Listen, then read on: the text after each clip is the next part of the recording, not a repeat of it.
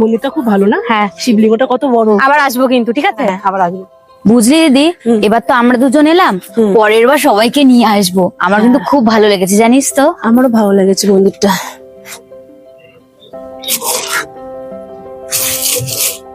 এ দিদি, তোর কি কিছু হয়েছে? কিছু হয়নি বোন, বুঝলি তো, কিন্তু আমার না স্পষ্ট মনে আছে ওই দোকানদার দাদা তখন আমাকে 100 টাকা দিয়েছিল। এখানে না টাকা বেশি আছে। উনি তো বলছে উনি তোকে টাকাটা দেয়নি। ছাড় তো, বাদ দে। তুই দেখ, আমার কাছে 700 টাকা ছিল। তুই এখন এখানে গণ ক টাকা আছে।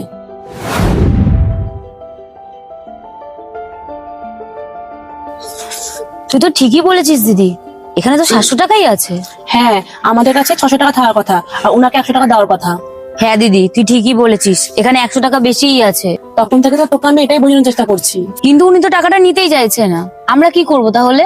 চল আমরা একবার যাই ওই দোকানে, ওনাকে একবার বলার চেষ্টা করবো। উনি যদি নেয় তো ভালো, তা নাহলে টাকাটা আমরা কোনো গরিবকে দিয়ে দেবো। ঠিকই বলেছিস, চ। দাদা, তখন আপনি আমাকে সত্যি টাকাটা বেশি দিয়েছিলেন, আপনি এই টাকাটা রাখুন। আরে দিদি, বললাম তো টাকাটা আমার না, টাকাটা আপনারই, আপনি রেখে দিন। এই দিদি, ছাড় তো, চ।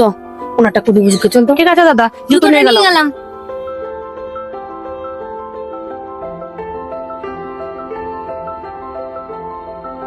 দিদি, এই তো এখানে ওনারা আছে, এখানে ওনাদেরকে দিয়ে দি।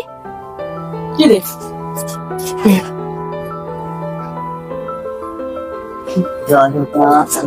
চল, ওখানে বাকি দুজন আছে, ওদেরকে দিয়ে দি।